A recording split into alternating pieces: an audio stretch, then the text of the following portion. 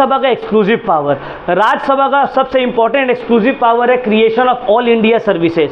जितना भी all India services है, चाहे वो IAS हो, IPS हो, IRS हो, ये सब क्रिएट कहाँ हो सकता है? राज्यसभा में।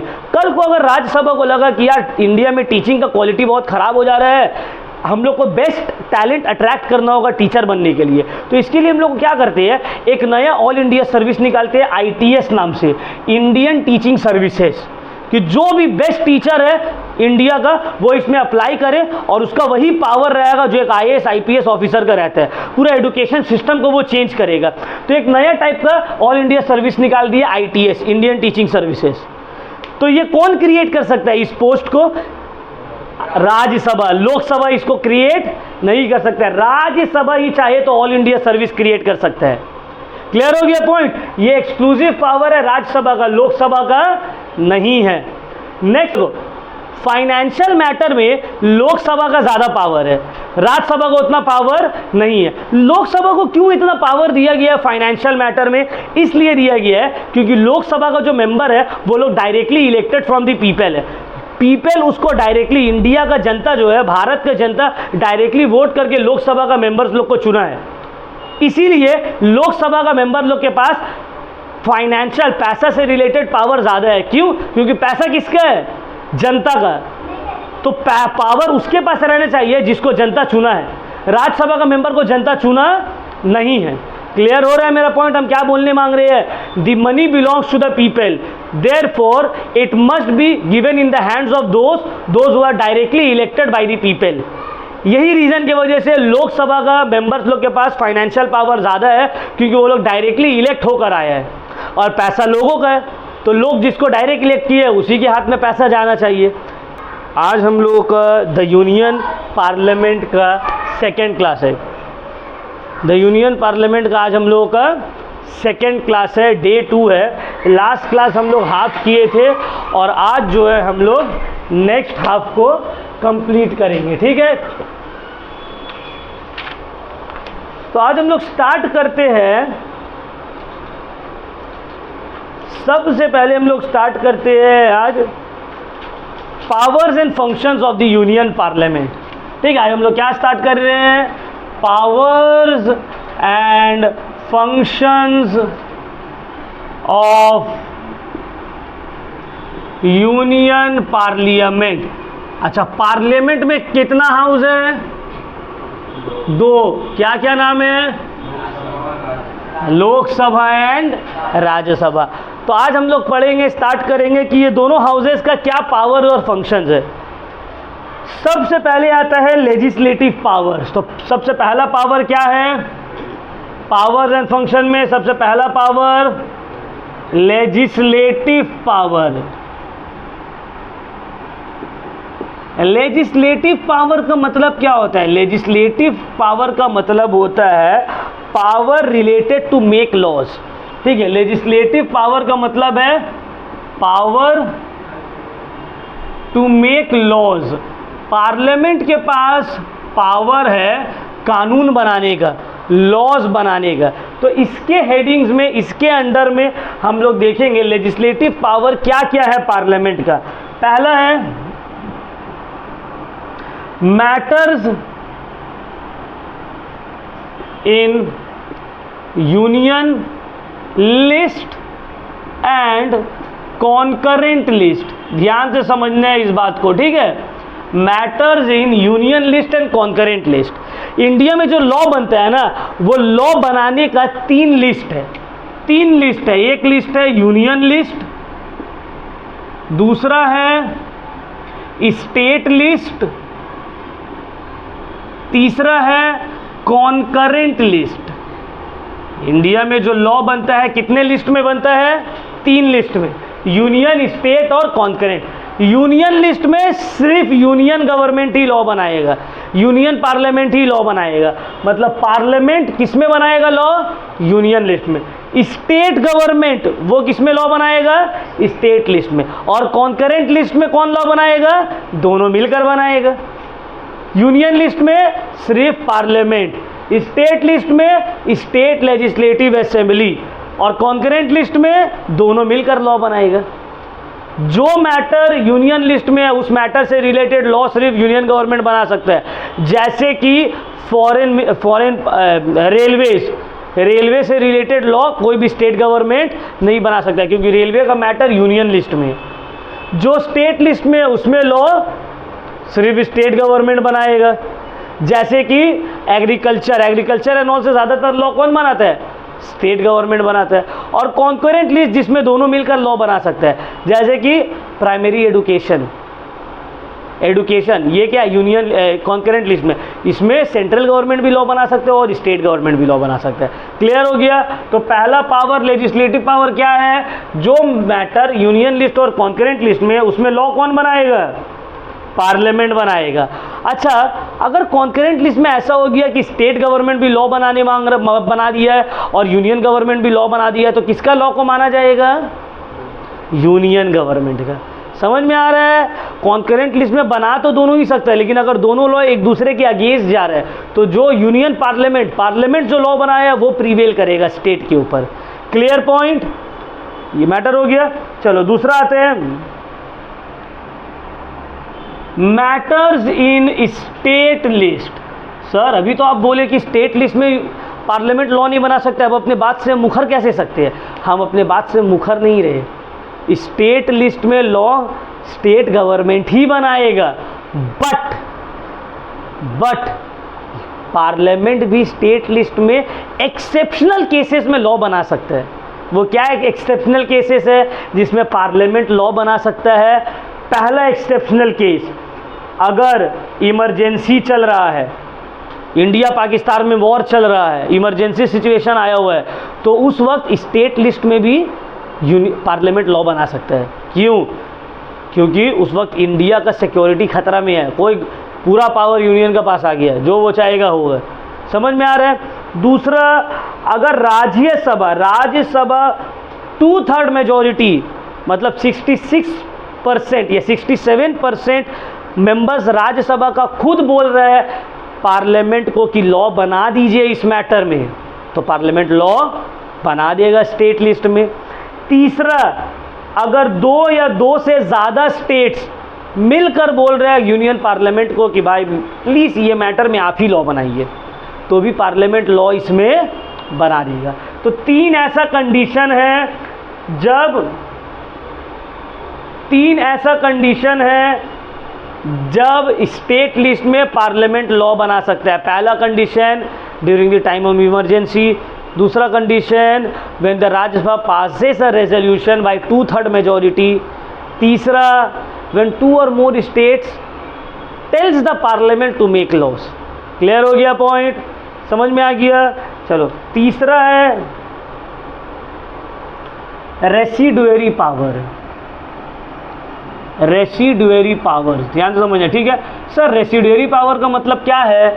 रेसिडुअरी पावर का मतलब होता है, अगर मान लो कुछ ऐसा मैटर है जो ना यूनियन लिस्ट में है, ना स्टेट लिस्ट में है, ना कॉन्करेंट लिस्ट में है, तो उसमें लॉ कौन बनाएगा? उसमें लॉ पार्लियामेंट बनाएगा।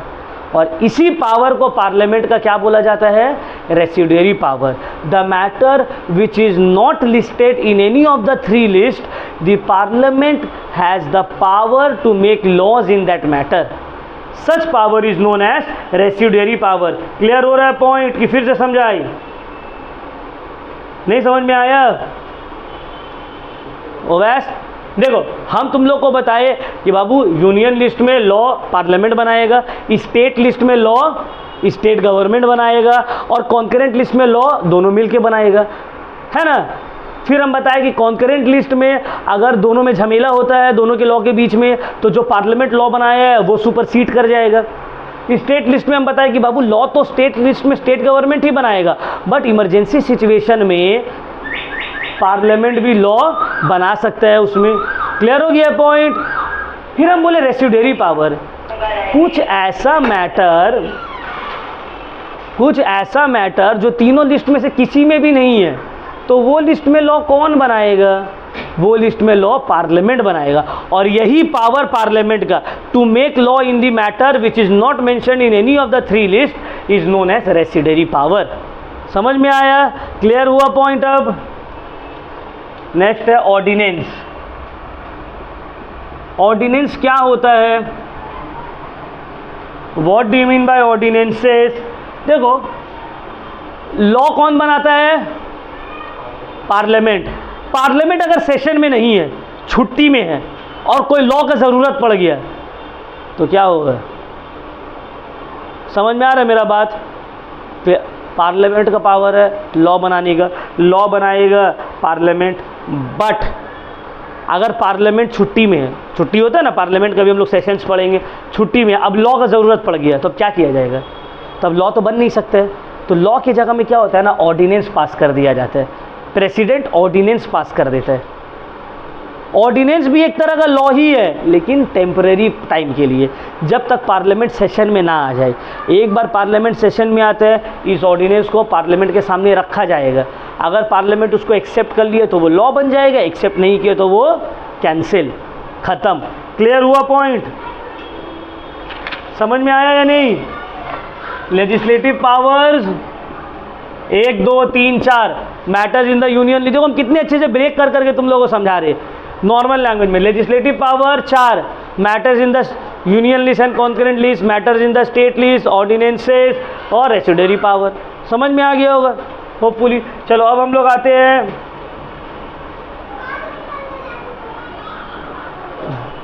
कंट्रोल ओवर नेशनल फाइनेंस या फाइनेंशियल पावर।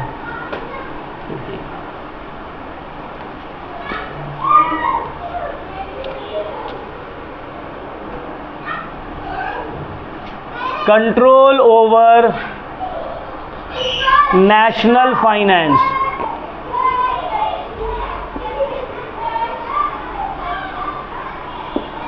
गेट बोलो,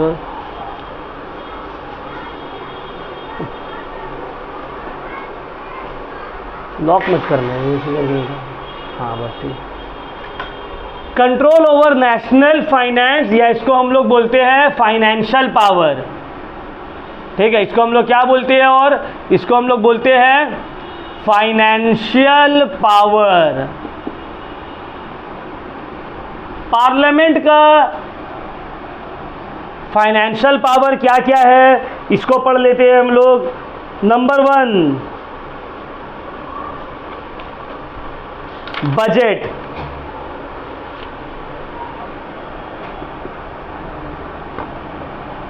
बजट, कंट्री का जो बजट है ये कहाँ पास होता है?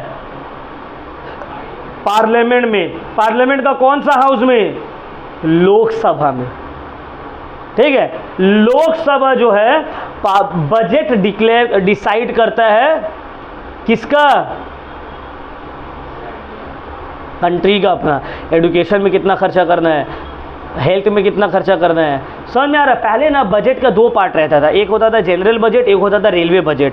बट हम लोग का मोदी जी क्या किए ना, बोले ये सब झमेला हम लोग नहीं करेंगे, एक बजट करो उसी में सब रखो, ये रेलवे का अलग जनरल अलग नहीं। तो अब एक ही बजट में दोनों आ जाता है। Otherwise prior to Narendra Modi ji, doctor Manmohan Singh के वक्त में क्या होता था ना, इससे पहले भी बजट 2 पार्ट में पेश होता था। एक होता था रेलवे का बजट, एक होता था नॉर्मल बजट। तो इसको हटाकर सिंगल बजट ला दिया गया। तो पार्लियामेंट में बजट पास होता है, और बजट क्या रहता है? बजट। बजट है, कितना खर्च होगा, कितना पैसा आएगा। समझ में आ रहा है? दूसरा है सप्लीमेंट्री ग्रांट्स। सप्लीमेंट्री ग्रांट्स का क्या मतलब है? देखो, तुम गए हो घूमने दोस्त लोग के साथ, पापा को बोले पापा 5,000 रुपये दे दीजिए, हम दिल्ली से घूम के आ जा रहे। पापा बोले ठीक है बाबू दे रहे। पापा 5,000 रुपये दिए, तुम दिल्ली गए, 2 दिन रहे, पैसा ख़त्म, तो अब क्या करोगे तुम? गेट बंद कर दीजिए। क्या करोगे तुम? पापा को कॉल करोगे, जल्दी फ़ोन पे करिए, पैसा ख़त्म हो गया मेरे पास, है ना? इसी को बोला जाता है जल्दी फ़ोन पे करिए, सप्लीमेंट्री ग्रांट्स। एक particular amount of budget decide हुआ है एक पर्टिकुलर काम के लिए, एक पर्टिकुलर डिपार्टमेंट के लिए, वक्त से पहले वो पैसा ख़त्म, तो पार्लियामेंट क्या करेगा? सप्लीमेंट्री ग्रांट्स पास करेगा। मतलब ठीक है चलो पैसा कम पड़ गया, ग्रांट्स दे रहे। क्लियर हो रहा है पॉइंट? समझ में आ गया बात? अगर करंट फाइनेंशियल ईयर का बजट कम पाया जा रहा है, इनसफिशिएंट पाया जा रहा है, तो गवर्नमेंट फ्रेश डिमांड करता है पैसा का, जिसको बोला जाता है सप्लीमेंट्री ग्रांट। क्लियर हो गया point? Next, salaries of MPs, जजेस एटसेट्रा। एमपीज, जजेस, सुप्रीम कोर्ट, हाई कोर्ट का, ये सब का सैलरी कौन डिटरमाइन करता है? पार्लियामेंट। पार्लियामेंट डिटरमाइन करेगा जजेस को कितना सैलरी मिलेगा, एमपीज लोगों को कितना सैलरी मिलेगा। क्लियर हो गया पॉइंट? चलो लास्ट है वोट ऑन अकाउंट। अगर मान लो तुम्हारे पापा का जॉब कर रहे हैं कहीं पे, उनको सैलरी मिलता है हर महीना 1 तारीख को मिल जाता है, हर महीना 1 तारीख को पैसा मिल जाता है। कुछ प्रॉब्लम हुआ कंपनी का अकाउंट्स डिपार्टमेंट में, बोला सैलरी मिलेगा 10 तारीख को। अब 10 दिन बच गए, सैलरी मिलता तो घर का खर्चा चलता था, अब सैलरी तो नहीं मिला तो क्या किया जाएगा? जो सेविंग्स है उससे पैसा निकाल के 10 दिन खर्च करोगे। यही होता है, बजट पास हो जाता है एवरी ईयर 1 अप्रैल से पहले। अगर 1 अप्रैल से पहले बजट पास नहीं हुआ तो डिपार्टमेंट के पास पैसा नहीं रहेगा काम करने के लिए। तो डिपार्टमेंट क्या करेगा? कंसोलिडेटेड फंड ऑफ इंडिया, जिससे सैलरी दिया जाता है गवर्नमेंट ऑफिशियल्स का, उस पैसा को निकाल के खर्च करेगा। उसी को बोला जाता है वोट ऑन अकाउंट। क्लियर हो गया point? If a budget is not passed from the beginning of the new financial year, there will be no money to spend for the executive. Therefore, there is a device known as vote of account, which authorizes the executive to draw funds from the consolidated fund until the parliament pass the budget. समझ में आ रहा है बात? Supplementary grants और vote on account के बीच में क्या difference है? सप्लीमेंट्री ग्रांट्स और वोट ऑन अकाउंट्स के बीच में ये डिफरेंस है, सप्लीमेंट्री ग्रांट्स पार्लियामेंट तब लेता है जब करंट फाइनेंशियल ईयर का बजट कम पड़ गया, साल खत्म नहीं हुआ, पैसा खत्म हो गया, तो अब सप्लीमेंट्री ग्रांट्स लेगा जब तक साल खत्म ना हो जाए। और वोट ऑन अकाउंट कब यूज करेगा पार्लियामेंट? जब साल स्टार्ट हो गया बट अभी तक बजट पास हुआ नहीं है। तो बजट पास नहीं हुआ तो हमको तो पैसा नहीं मिला है काम करने के लिए डिपार्टमेंट को, तो वो लोग क्या करेगा? वोट ऑन अकाउंट के through consolidated fund of India से पैसा निकाल कर यूज करेगा जब तक पार्लियामेंट बजट को पास ना कर दे। समझ में आई दोनों के बीच में डिफरेंस? क्लियर हो गया ना? चलो ये सब क्या था मेरा? ये सब था फाइनेंशियल पावर। अब हम लोग आते हैं electoral function, page number 24। Electoral function, parliament का इलेक्टोरल फंक्शन क्या है? इलेक्टोरल फंक्शन, पार्लियामेंट क्या इलेक्शन क्या करता है, किसको इलेक्ट करता है? पहला देख लो, MPs elect president of India. President of India को कौन इलेक्ट करता है? पार्लियामेंट। सिर्फ पार्लियामेंट नहीं, MPs of both the houses of parliament and MLAs लोग भी इलेक्ट करते हैं। दूसरा है VC of India, vice chairman ने VP not VC, vice president of India, इसको भी कौन इलेक्ट करता है? पार्लियामेंट इलेक्ट करता है। तीसरा speaker of Lok Sabha, speaker of Lok Sabha कौन इलेक्ट करता है? पार्लियामेंट। तो इलेक्टोरल फंक्शन में क्या लिखेंगे? The parliament elects the president of India, the vice president of India and the speaker of the Lok Sabha.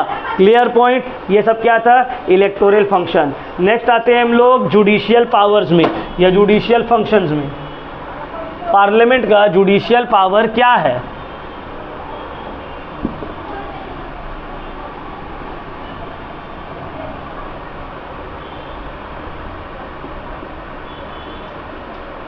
Judicial power का मतलब होता है जजमेंट वाला पावर, जज वाला power.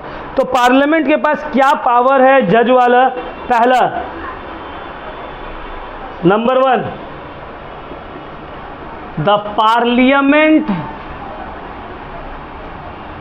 Can impeach the president, impeach the president of India. Parliament he elect किया है ना इसको। इम्पीच मतलब का रिमूवल प्रोसेस, रिमूवल प्रोसेस को प्रेसिडेंट का बोला जाता है impeachment. Parliament president of India को इम्पीच कर सकता है, रिमूव कर सकता है। कैसे, इसको हम लोग डिटेल में पढ़ेंगे प्रेसिडेंट वाला चैप्टर में कि क्या प्रोसेस है इम्पीचमेंट का। ठीक है, अभी हम लोग को याद रखना है पार्लियामेंट के पास पावर है कि प्रेसिडेंट ऑफ इंडिया को इम्पीच कर सकता है। दूसरा, the parliament can remove the जजेस of supreme court and high court. Clear, parliament supreme court और हाई कोर्ट का जजेस तक को भी रिमूव करने का पावर है पार्लियामेंट के पास। तीसरा, कोई भी पर्सन अगर पार्लियामेंट को डिसरिस्पेक्ट शो कर रहा है देन पार्लियामेंट के पास पावर है कि पार्लियामेंट उस पर्सन को पनिश कर सके, पनिश कर दे। क्लियर हो गया, ये सब क्या है, ये सब है जुडिशियल पावर। क्लियर हो गया पॉइंट, पावर्स हम लोग पढ़ लिए। चलो अब हम लोग आते हैं exclusive powers of the both houses. ये जो पावर हम तुमको बताए हैं ये पावर तो दोनों घर का है, दोनों हाउस का है। लोकसभा का भी पावर है और राज्यसभा का भी पावर है।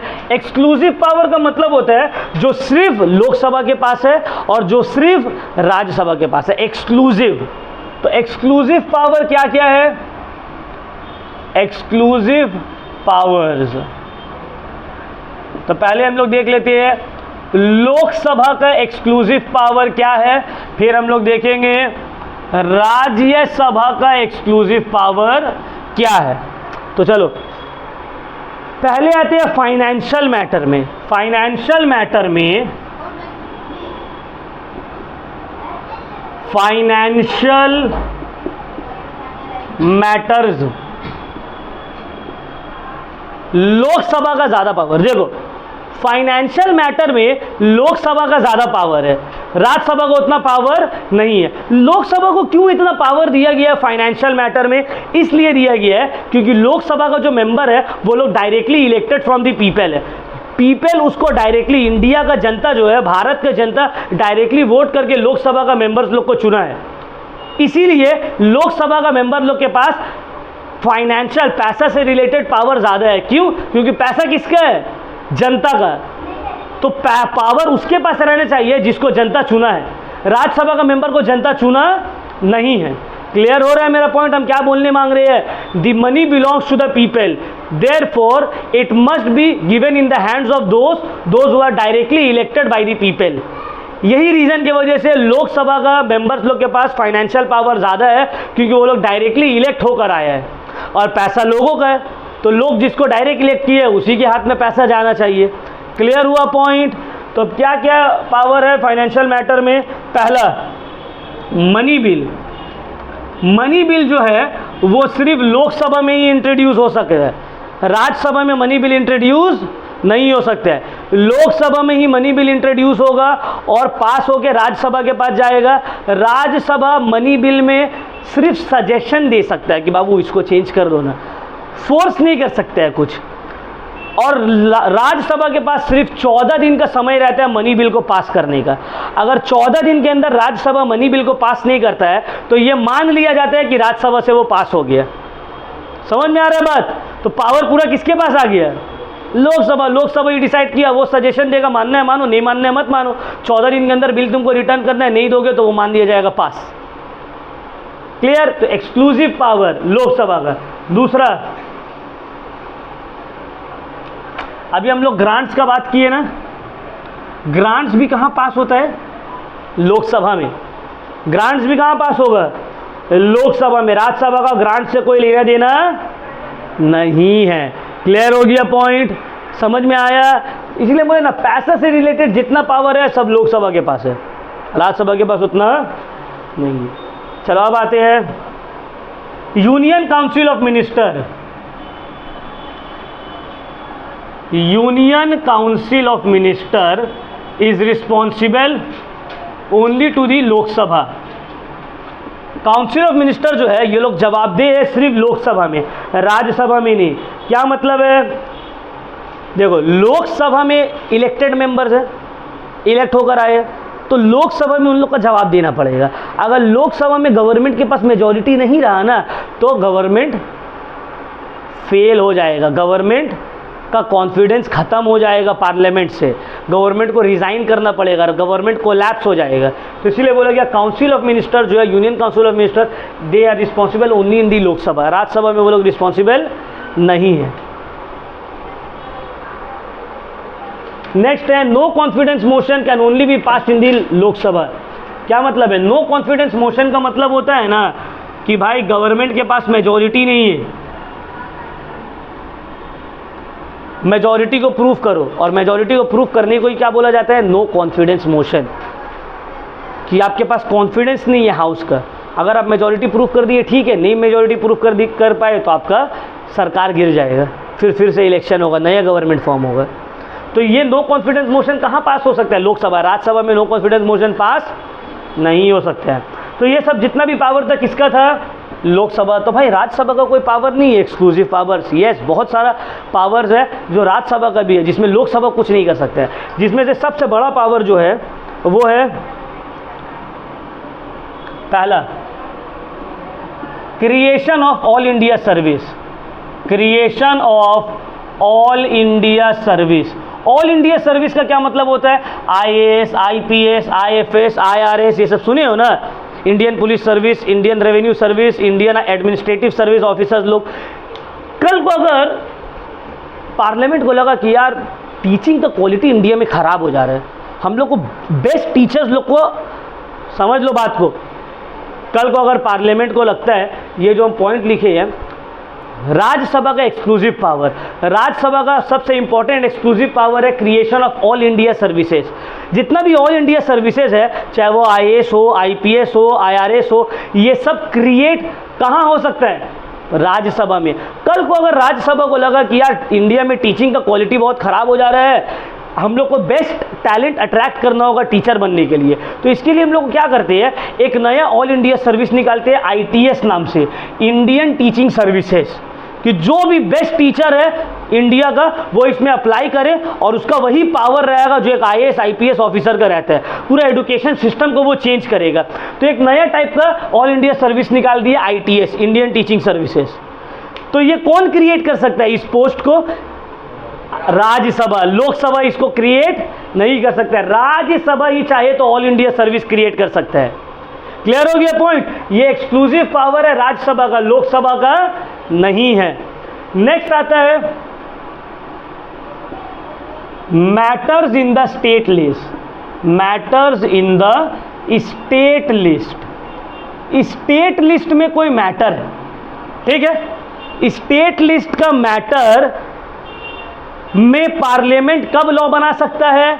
जब राज्यसभा 2/3 मेजॉरिटी से वोट करे फेवर में। लोकसभा का इसमें कोई रोल नहीं है। राज्यसभा का 2/3 मेजॉरिटी से वोट करता है कि हाँ इस मैटर में पार्लियामेंट को लॉ बनाना चाहिए, भले ये स्टेट लिस्ट में, तो वो मैटर में पार्लियामेंट लॉ बनाएगा। ये एक्सक्लूसिव पावर किसका है? राज्यसभा का है। क्लियर हो गया पॉइंट? समझ में आ गया? चलो अब हम लोग पढ़ेंगे sessions of the parliament. What do you mean by sessions of the parliament? Sessions of the parliament का मतलब होता है कि पार्लियामेंट कब कब काम करेगा। Sessions of the parliament 3 session रहता है पार्लियामेंट का। पार्लियामेंट का 3 सेशन रहता है। पहला सेशन को, फर्स्ट सेशन को हम लोग बोलते हैं बजट सेशन। ये सेशन को बजट सेशन इसलिए बोला गया है क्योंकि ये सेशन में जनरली बजट से रिलेटेड ही बहस होता है। फेब से मई तक जनरली ये चलता है, ठीक है। दूसरा जो सेशन रहता है उसको हम लोग बोलते हैं मॉनसून सेशन, क्योंकि ये मॉनसून सीजन में जनरली होता है, जो कि एक्सटेंड करता है जुलाई से सितंबर। जुलाई से सितंबर। थर्ड को हम लोग बोलते हैं विंटर सेशन, जो कि है नवंबर से दिसंबर। ये 3 सेशन है पार्लियामेंट का। नाम याद रहेगा तो बजट सेशन, मॉनसून सेशन और winter session. Maximum gap 2 session के बीच में जो मैक्सिमम गैप हो सकता है इट विल बी 6 मंथ्स। 6 महीने से ज़्यादा का गैप नहीं होना चाहिए दो सेशन में। जनरली 6 महीने का रहता नहीं, मई से जुलाई, जून में छुट्टी रहा, फिर से जुलाई में काम चालू, सितंबर में हुआ, अक्टूबर में छुट्टी, फिर से दिसंबर से काम चालू, दिसंबर में हुआ, फिर जैन छुट्टी, फिर फरवरी से काम चालू। बट अगर कुछ इमरजेंसी सिचुएशन हो तो मिनिमम साल में 2 सेशन तो होना ही चाहिए।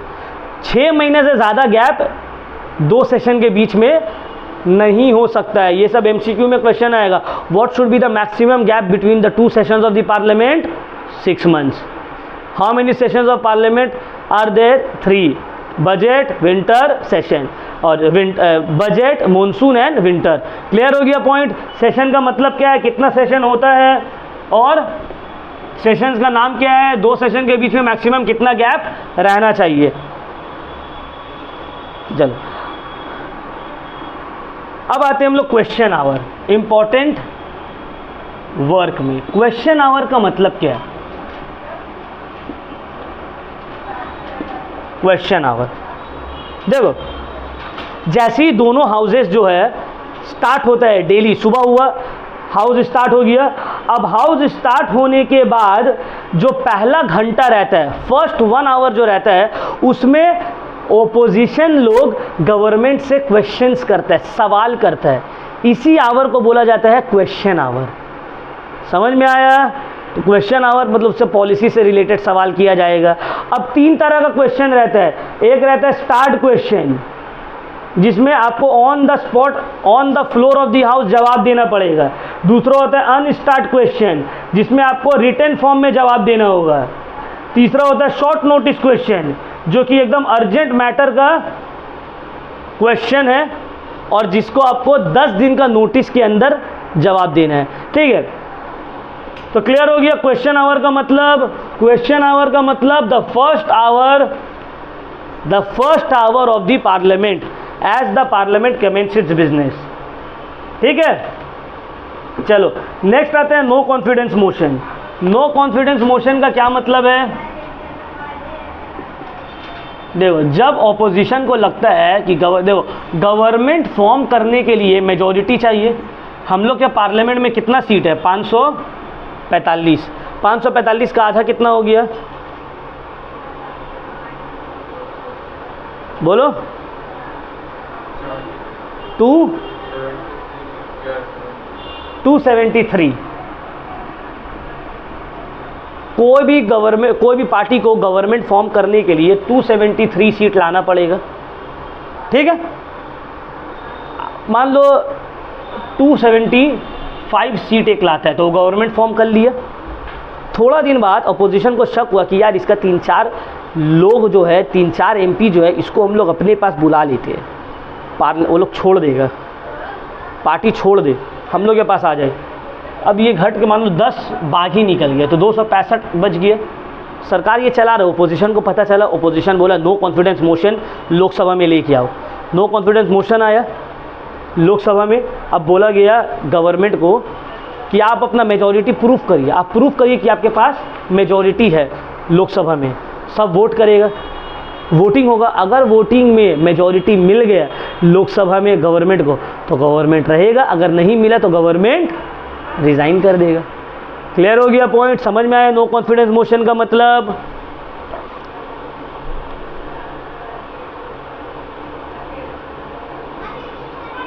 अच्छा देखो, अब आता है एडजॉर्मेंट। एडजॉर्मेंट एंड प्रोपेगेशन का क्या मतलब है? एडजॉर्मेंट एंड प्रोपेगेशन,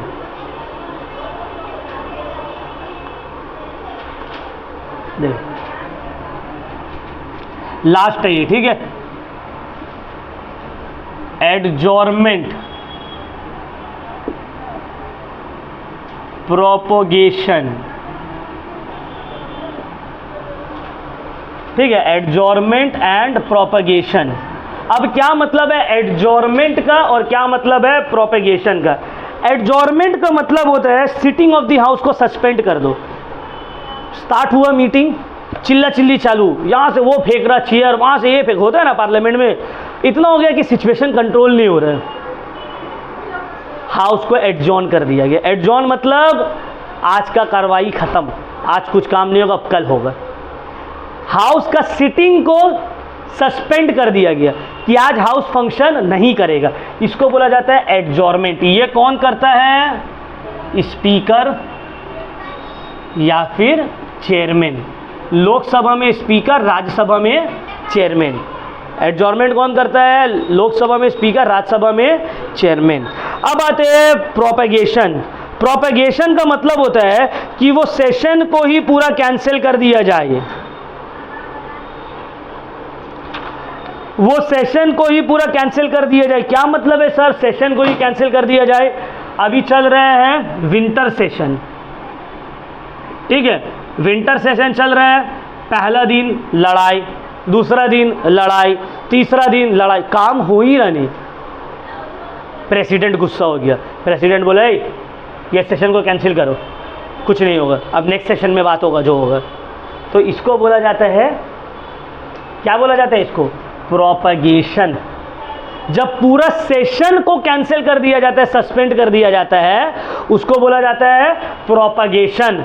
जब एक पर्टिकुलर मीटिंग को, एक पर्टिकुलर डे को सस्पेंड किया जाता है, उसको बोला जाता है एडजॉर्नमेंट। तो प्रोपगेशन कौन करता है? The president of India. और एडजॉर्नमेंट कौन करता है? द स्पीकर और द चेयरमैन। दोनों का बीच का डिफरेंस समझ में आया आप लोगों को कि what do you mean by adjournment and what do you mean by propagation? ठीक है, प्रोपेगेशन ऑफ द हाउस और एडजॉर्नमेंट ऑफ द हाउस। चलिए, ये चैप्टर यूनियन पार्लियामेंट, जो कि बहुत ही लेंदी चैप्टर है, सिविक्स का जो सबसे बड़ा चैप्टर है, ये हम लोग आज कंप्लीट कर लिए। अब सिविक्स में छोटा छोटा चैप्टर है। कोई डाउट इससे रिलेटेड? कोई डाउट नहीं? ठीक है, चलो।